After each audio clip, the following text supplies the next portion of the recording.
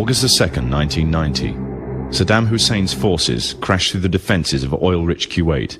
In fear of an Iraqi invasion into Saudi Arabia, the United States and her coalition allies poured into the Arabian Peninsula to form a deterrent that would be known as Desert Shield. The result was a series of diplomatic talks, negotiations and counter-negotiations that rapidly declined into a no-hope situation. On August the 17th, 1991, Desert Shield became Desert Storm.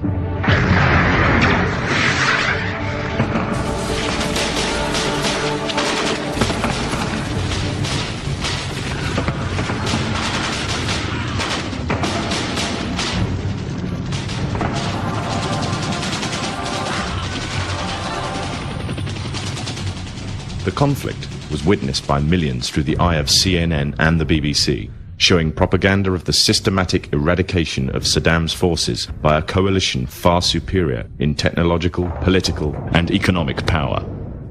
However, what was little known was that from the outset the war was engineered, controlled, and manipulated by an elite group. A group which had created the illusion of a man with power, at the head of a million-strong army, on the verge of going nuclear. A man who had gained control over 1/5 of the world's oil overnight. However, in reality, he was merely a pawn, in amongst many pawns, just a puppet in a grand master plan, with the Gulf War as a well-orchestrated stepping stone. The orchestrators of the war were by no means strangers to controlling major world events. In fact, they have done so for centuries. From the shadows, they have engineered every major war, revolution, and recession. They control everything you read, everything you hear, and everything you see. They have managed to indoctrinate an entire populace to their way of thinking, and have infiltrated key positions in places of authority. And it is from the shadows that they have created a new political order, a new economic order, and more sinister, a new religious order. Their ultimate aim is total global domination, and they will stop at nothing to reach their goal. The goal that was outlined in a speech given by former President of the United States, George Bush. What is at stake is more than one small country. It is a big idea, a new world order.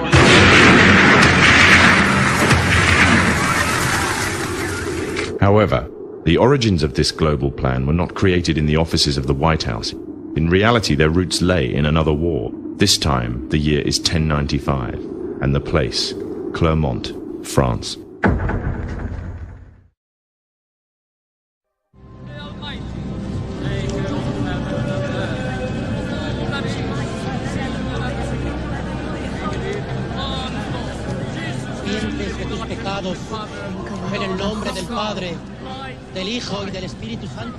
The 11th century Europe was ruled by the Church, which held a firm grip on the hearts and minds of the people. This power enabled Pope Urban II to wage war on the Muslim Caliphate and crusade in what he called a War of the Cross, to recapture the land of Jerusalem. It had been under Muslim rule since the year 637, but in 1099 this rule was brought to a bloody and sudden end.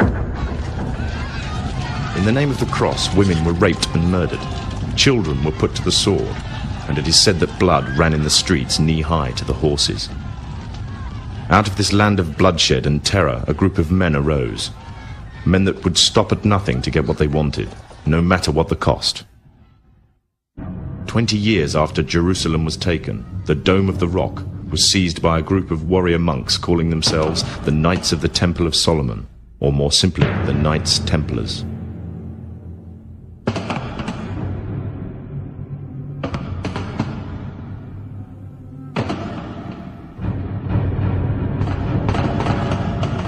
In Jerusalem, the Templars began to deviate further and further away from the practices of Christianity.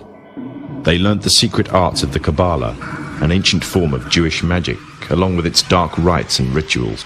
The Jews had learnt the arts from the pagans of ancient Egypt during the times of enslavement to the Pharaoh, and developed them into Babylon at the time of Nebuchadnezzar. In 1307, King Philippe of France arrested them for charges of denial of Christ, worship as well as magic. In 1314, Pope Clement V declared all Templars as heretics to Christianity, ordering all their properties to be seized. Their leader, Jacques de Morlaix, was captured and burnt to the stake.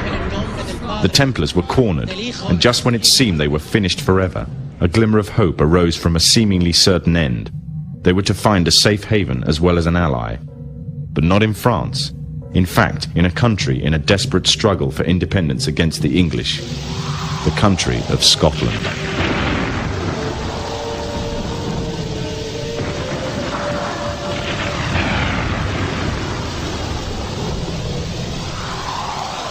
For some, Scotland's hope of independence had died with the death of William Wallace. However, to the King of Scotland, Robert the Bruce, the arrival of the Templars gave him a new secret weapon. Their experience, gained over 200 years of fighting the mighty armies of Islam, had made them expert in combat and warfare, and more than a match for any army brought before them.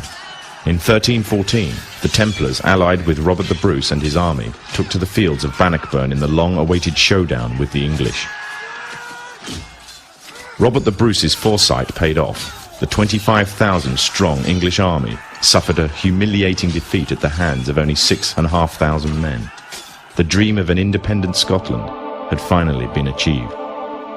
The Templars had brought themselves back from the brink of destruction, and never again would they allow themselves to be destroyed.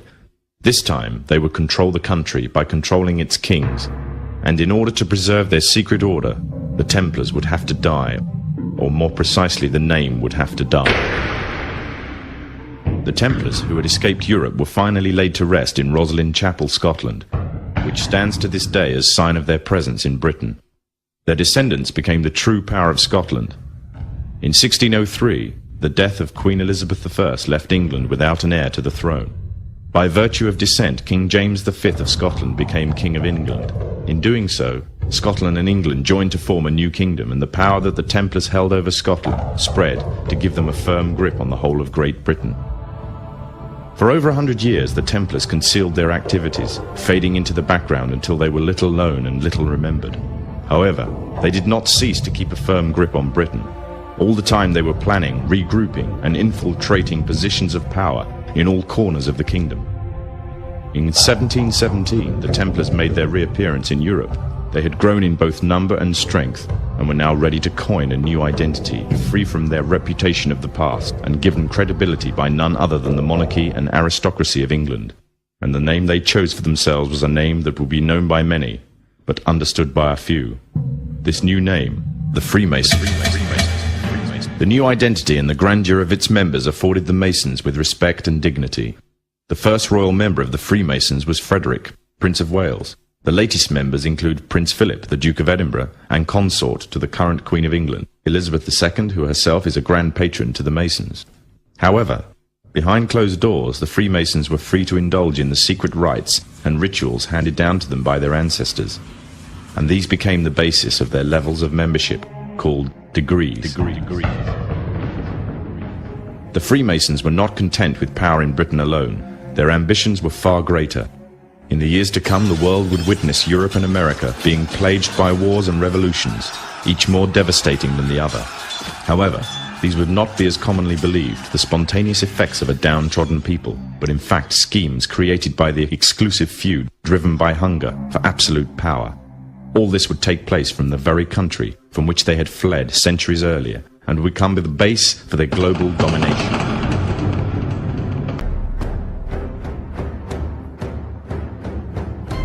We have before us the opportunity to forge for ourselves and for future generations a new world order, a world where the rule of law, not the law of the jungle, governs the conduct of nations. When we are successful, and we will be, we have a real chance at this new world order. Satan does have plans for a one-world government, and you have to control the money. The United States presidents have blood relations with each other.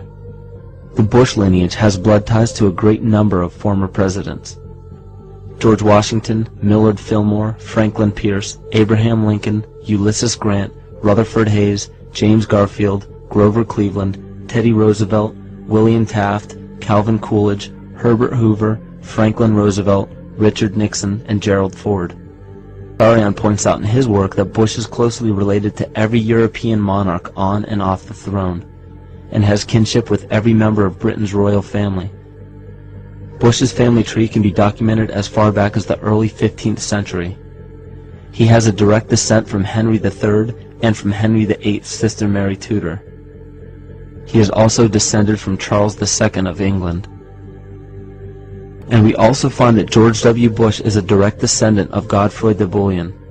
Godfrey was the first king of Jerusalem after he recaptured it from the Saracens, which was the name for the Islamic faith during the Middle Ages. It is interesting to note that the current occupation of the United States in the Middle East was re-established by the same family, George Bush Sr. in 1991 and again by George Bush Jr. in 2003. George Bush Jr. is then found to be a cousin to both opposing candidates of his 2 terms in office, Al Gore and John Kerry. Democratic President Barack Obama also has blood ties with George W. Bush, as well as Gerald Ford, Lyndon Johnson, Harry Truman, James Madison, and the British Prime Minister Sir Winston Churchill. On the opposing side of the 2008 presidential ballot, John McCain is descended from Robert the Bruce, King William I of Scotland, and also Godfrey the Bullion. In either of those first 2 books, though, who knew you and Dick Cheney cousins? You know, listen, I don't think I'm going to family reunion. I don't know how I'll be greeted. We all know his father, but what about his cousins?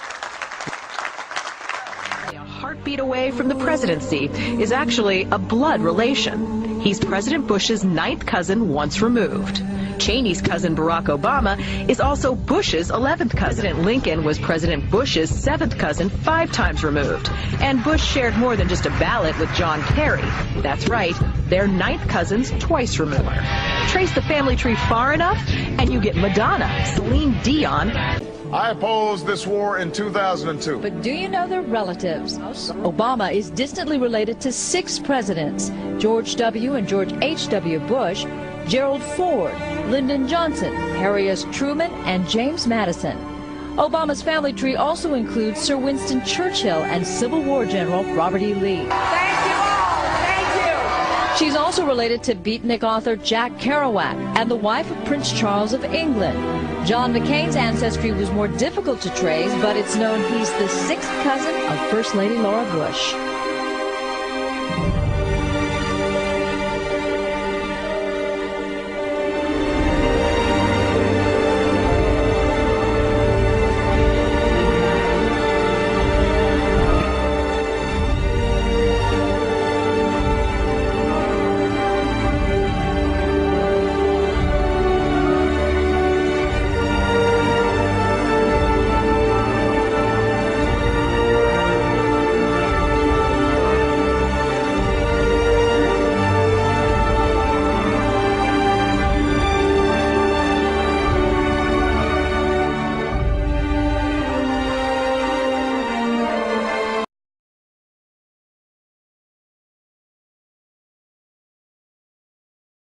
Illuminized Masonic symbolism is all over America.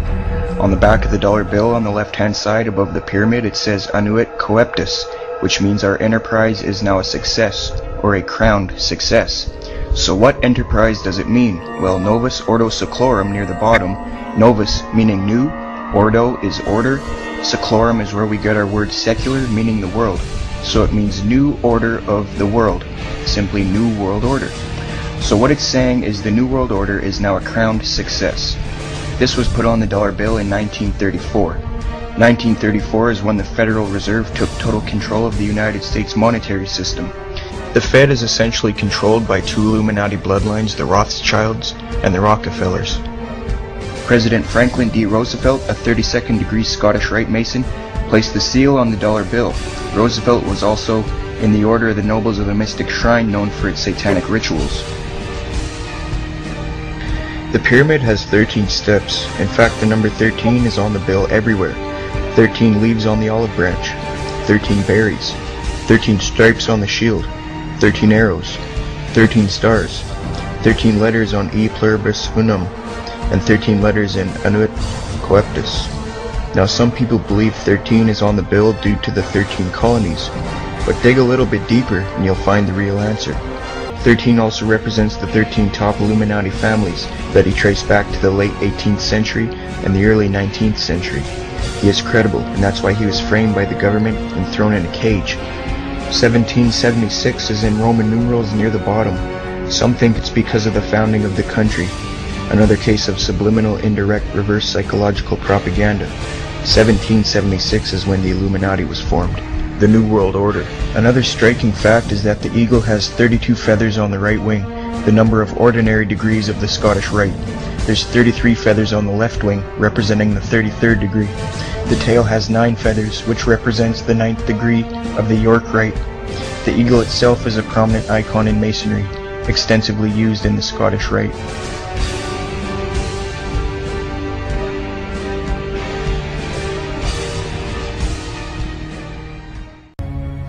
Plato's Republic in the 1500s was popular work. He said, if we could have a group of wise men who were well paid to rule over the people, then there would be no corruption.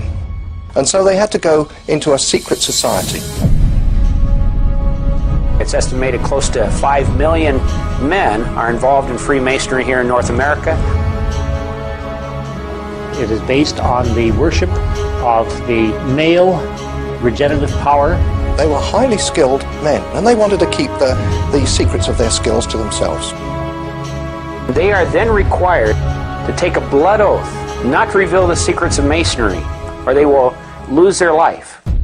And I was warned that should I reveal any of the secrets of Freemasonry, to know what to expect.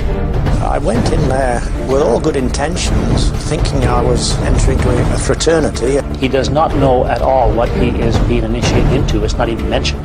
And they get into it naively, not realizing that it is a religious organization designed for very specific spiritual purposes. I thought it was a Christian organization. Their own leaders have consciously lied and deceived to them because they do not want them to know the true teachings of Masonry. It is based on Egyptian paganism. They are in a non-Christian, pagan, idolatrous cult. Freemasonry goes so far as to actually call Lucifer God. And no Christian has any part in it.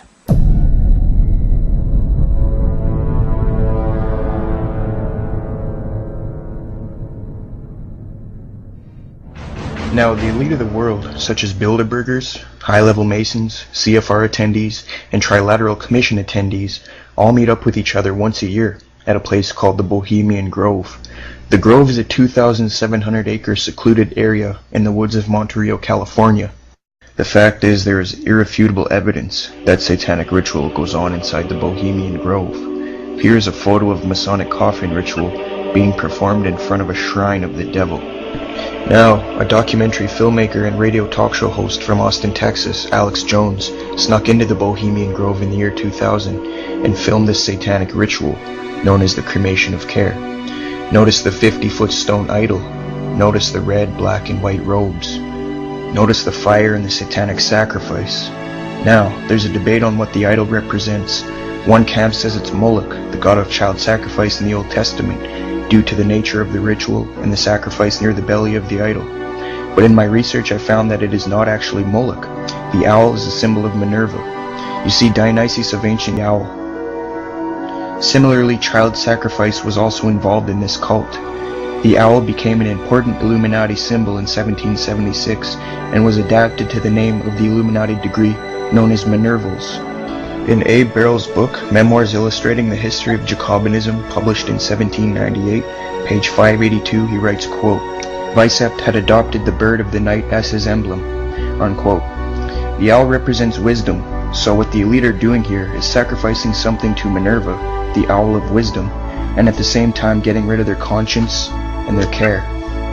Genesis 2:9 tells us that the tree of knowledge to which the deceitful serpent falsely attributed so the elite want the knowledge that God is not willing to give them, and they are willing to do satanic sacrifice to the false god of wisdom, the owl Minerva, who is in turn the serpent or the devil who offers knowledge. What kind of knowledge could they want? Maybe they want to know how to complete the New World Order Weishaupt started. Either way, Moloch or Minerva worship is satanic. They both have child sacrifice. They're wearing black, red, and white cloaks and practicing idol worship. This Minerva is Satan in disguise.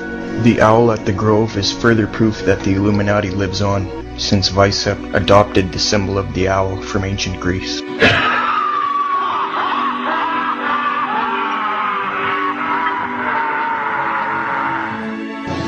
Listen, I am a happy member of the Bohemian Grove. I like the folks who come there, and it's really inappropriate for me to talk about the group beyond that. Thank you. Have you been there for the ceremony with the cremation of care? Frankly, I don't think that's something I need to talk to you about. This is what's called ambush journalism, and I disrespect you for that as well. So thank you and goodbye. It's none of your damn business. Many people who attend the Bohemian Grove are on the news every day, leading double lives. Some of these people include George W. Bush, George H.W. Bush. What do you want me to talk about? The Bohemian Club. As you say, the Bohemian Club? I've never been to the Bohemian Club, but you ought to go. It'd be good for you. Get some fresh air.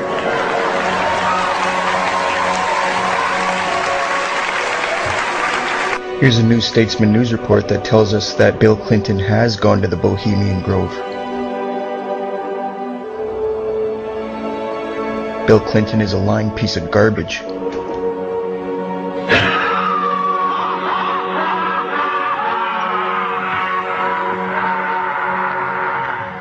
فيها خط على شيء معين حول رقم واحد يوجد شكل زخرفي. هذا الشكل الزخرفي مكبر بجوار الصورة هكذا يرى المشاهد شيء يشبه وجه البومة. نعم. طبعا سنقول له ما هي هذه البومة؟ هذه البومة هي ليليث. ما هي ليليث؟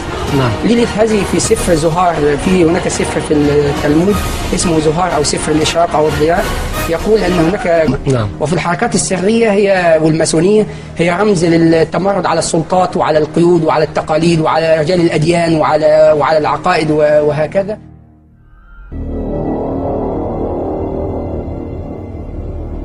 You were both in Skull and Bones, the secret society. It's so secret we can't talk about it. What does that mean for America?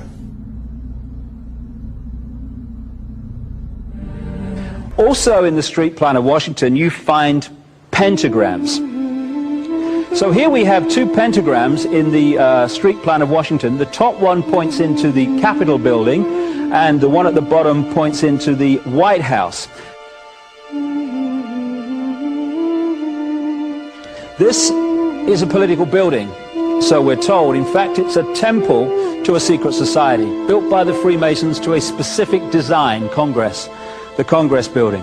Where did it get its name from? Capitol Hill, from a sacred place of the Roman Brotherhood going way back called Capitoline Hill.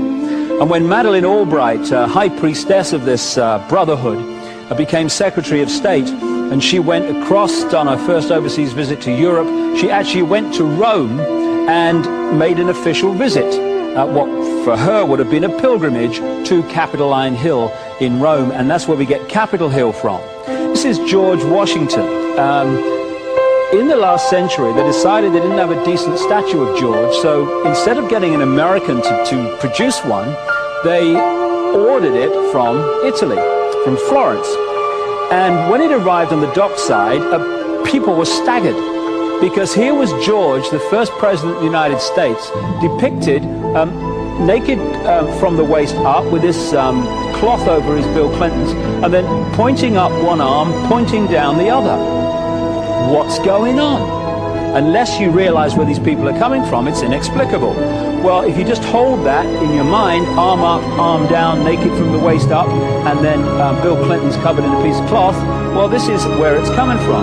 This is the ancient depiction of the compilation of the negative force symbol that the Templars worshipped, or the high-level Templars worshipped anyway, called Baphomet. And this is why that they depicted George Washington in that way.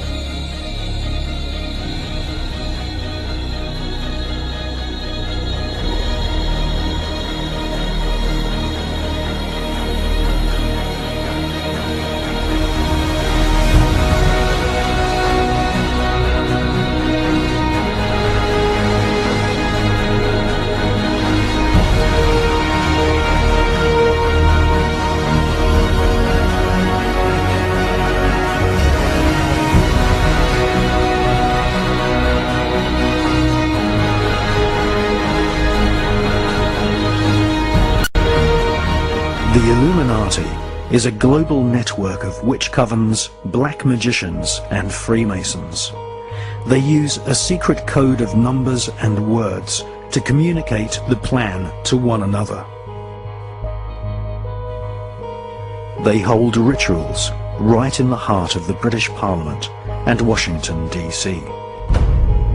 The Illuminati have designed the United States as the headquarters for their barbarous plan to bring about the apocalyptic prophecies of the Antichrist. I don't have a lot to respond except the fact that I am past master of my lodge and a Freemason, and I'm very proud of the fact, and I think it's interesting to listen to a debate that says that points toward Freemasonry as an occult when 36 of the 50 signers of the Declaration of Independence, all of the generals in Washington's army, and everyone who's participated in the Revolutionary War were basically Freemasons. And if you look at how the foundation of the country was put together, it's on Masonic principles. So I think it's certainly an interesting debate that's probably not appropriate in this public forum, but I would certainly encourage people that have a different viewpoint to study the Freemasonry organization a little closer.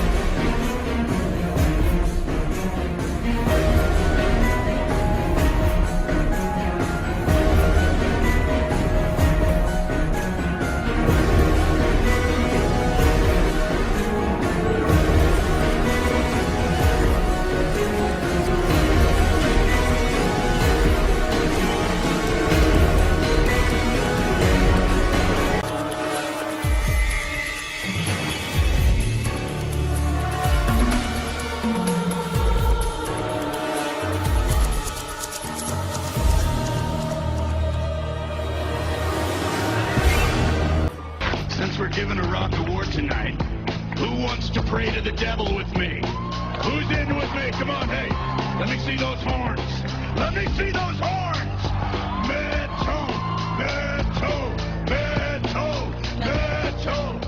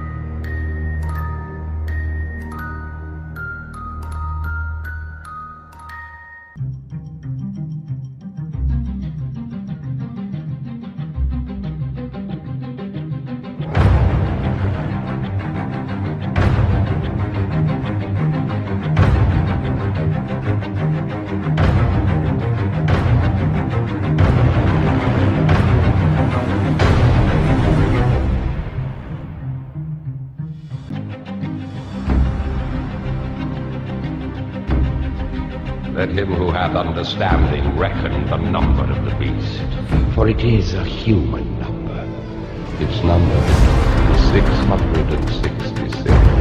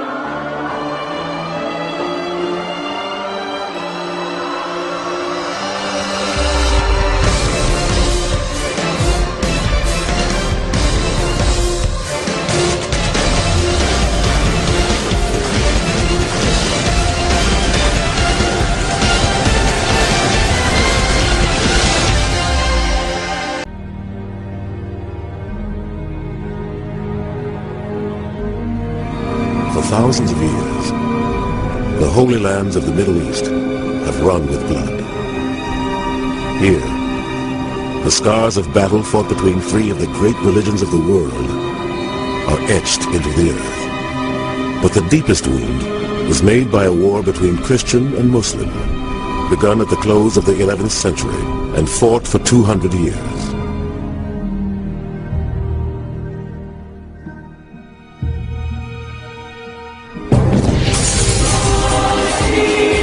At stake, a tiny strip of land just a few hundred miles long, but with the greatest prize, Jerusalem.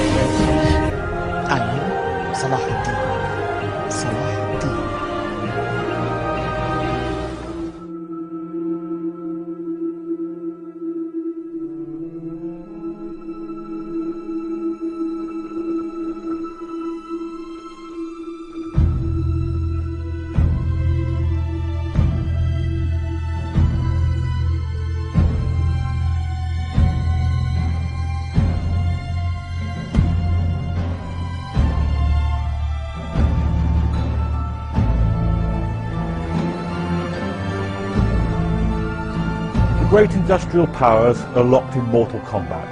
Millions are dying in the trenches in Europe, but the consequences of the war are felt around the globe. The old, semi-feudal Ottoman Turkish Empire, already shaken by nationalist revolution in 1908, is falling to pieces. And disastrously, it's allied to Germany. The British and French are out to make the most of the collapse of the Ottoman Empire in the Middle East, and the British are out to protect the roots to the jewel in the crown, the British Empire in India. The British will promise anything to anyone if they think it will help them win the war. In 1915, Sir Henry McMahon, the British High Commissioner in Cairo, wants to encourage an Arab revolt against the Ottoman Empire. He writes to Sharif Hussein, "As for the regions lying within the proposed frontiers, in which Great Britain is free to act without detriment to her ally, France, I am authorised to give you the following pledges on behalf of the government of Great Britain, and to reply to your note as follows.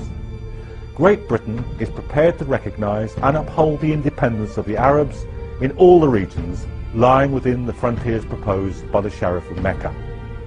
A year later, T. Lawrence of Arabia, writes an intelligence note to his British commanders and encouraged them to take the same course.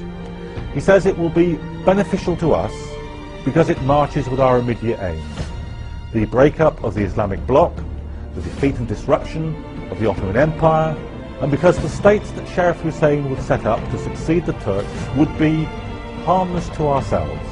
The Arabs are even less stable than the Turks, and if properly handled, they would remain in a state of political mosaic, a tissue of small, jealous principalities incapable of cohesion. When Britain left the Holy Land, she left like a thief in the dark. For the first time, for the only time in British history, there was no legal transfer of power from Britain to the successor state. In 1948, Britain acted as the midwife for the baby to be born. The European Jewish state of Israel, and to cause that state of Israel to become the ruling state in the world. Which island is it? An amazing thing has happened. The British government did something which was incredibly strange and mysterious. A Britain which is now the prince of the secular world. The secular world takes religion out of politics. And Britain is the prince of the secular world. Britain issues a declaration known as the Balfour Declaration in November 1917, that it is the intention of His Majesty's government to work for the establishment of a Jewish national home in the Holy Land. Did you hear that? The only thing stranger than that ever occurred in history was the day that the cow jumped over the moon. Why would a secular state, which leads the world of secular states, declare its intention to work for the establishment of a Jewish national home, meaning a Jewish state, in the Holy Land? 2 months later, this was October 1917, in December 1917, it is the British Army, led by General Allenby, which defeats the Ottoman Islamic Army and liberates the Holy Land.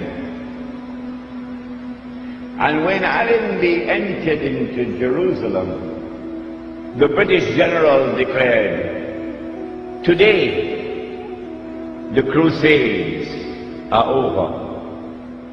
Oh, but the Crusades were supposed to have been Christian wars.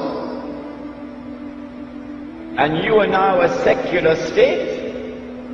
You're not a Christian state, you're a secular state.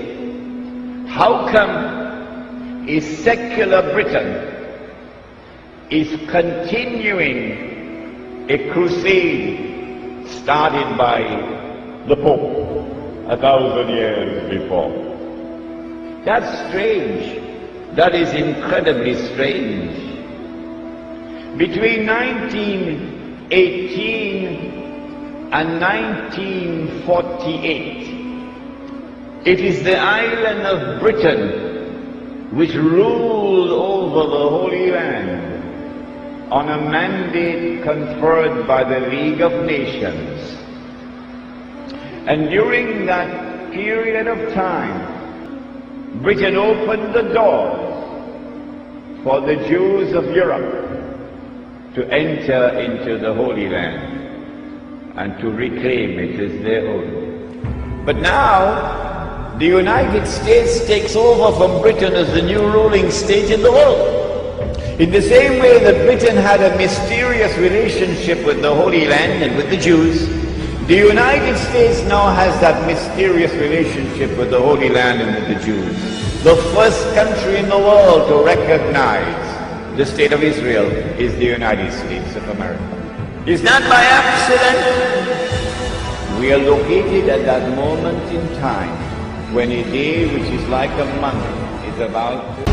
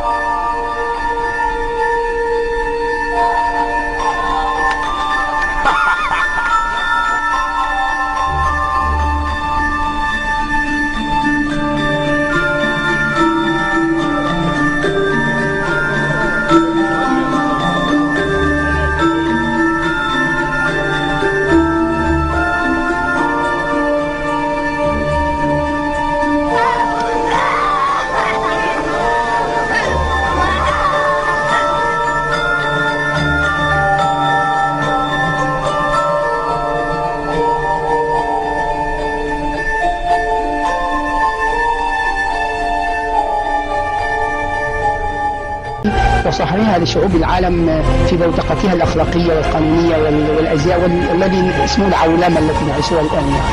فطبعا الخطاب كما قلنا يعني مر علينا أكثر من 100 ويمكن 140 سنة واقترب من هذا، ففي تقريبا يعني مسار الأحداث في كل القرن العشرين.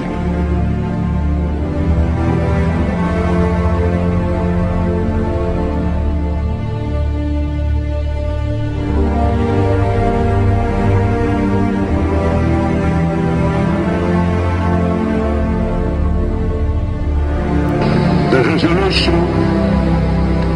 of the DAC Committee for Palestine was adopted by 33 votes, 13 against, 10 abstentions. Not later than May 16th next, a provisional Jewish government will commence to function in cooperation with the representatives of the United Nations then in Palestine. When they colonize a part of the world. They do not leave, they do not decolonize until and unless they have put in place institutions which will ensure that that society will continue to be ruled by them, and in the process they seek to transform the rest of mankind into carbon copies of themselves. This never happened before in history. Understand what's happening here when I've got peanuts in my head? When will I wake up? Muhammad said that a time would come when the whole world would gather around to plan the destruction of the Muslims, as if they were gathered around a table to take part in a meal. Today the nations of the world are doing just that, around the circular tables of the United Nations General Assembly Hall. That when we're dealing with the subject of the Antichrist, there is a lot of symbolism involved in it, religious symbolism, which needs to be interpreted.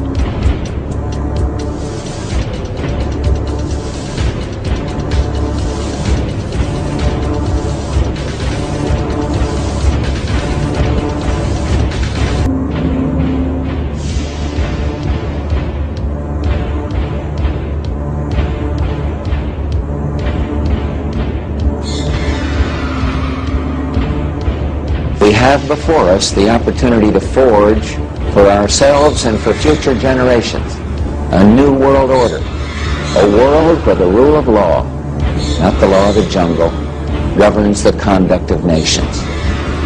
When we are successful, and we will be, we have a real chance at this new world order, an order in which a credible United Nations can use its peacekeeping role to fulfill the promise and vision of the UN's founders.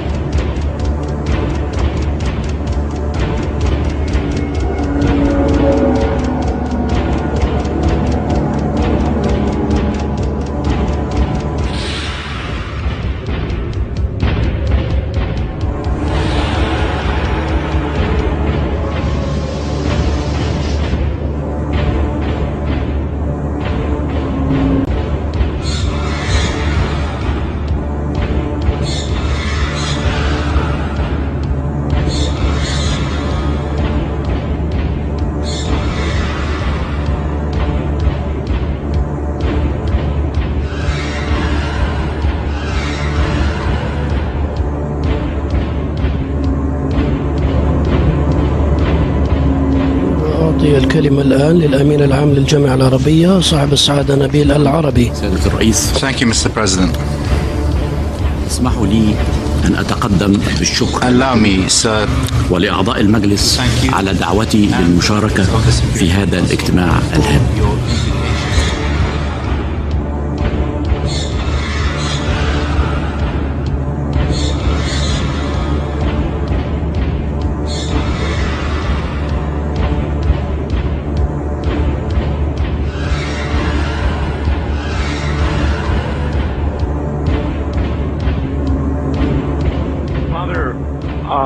I've got an article here entitled "Two Eminent Churchmen Agree."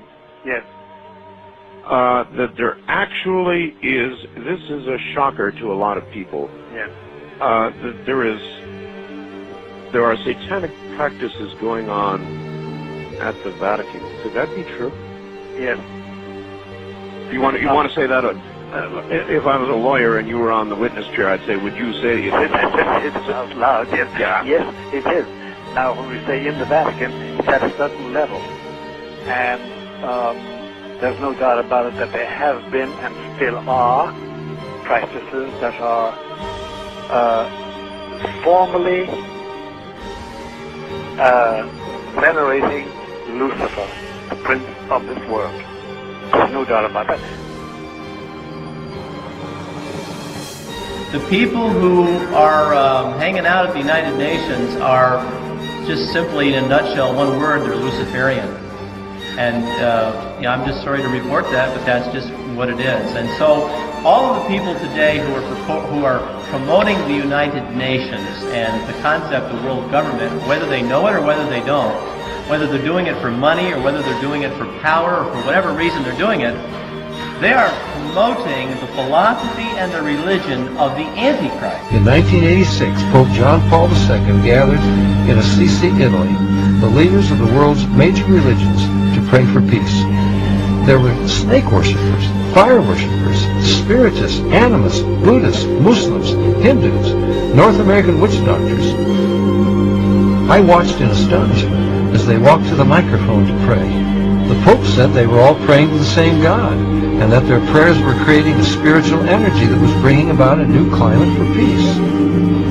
Robert McGinnis with the Family Research Council says it appears the hidden agenda is to unite people under one religious organization so they will peacefully accept UN goals such as population control, abortion rights, and one world government. A new world order.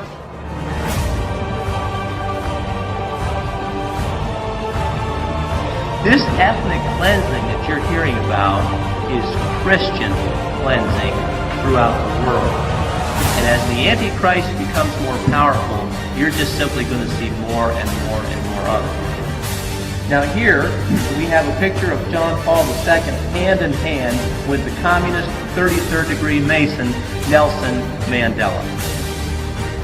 Most all the blacks think that Nelson Mandela is the great black hope to South Africa. Here he is shaking hands with the communist Mikhail Gorbachev, who's also a Mason. We are in the middle of spiritual warfare. But the point is that I think some of us at least are here because we realize that there's a real problem today. But the people who are on the outside looking in, this is not what they see. They're watching leadership of the Catholic Church meet with members of the Communist Party, like Togliatti in Italy. And they're asking themselves, how can this be?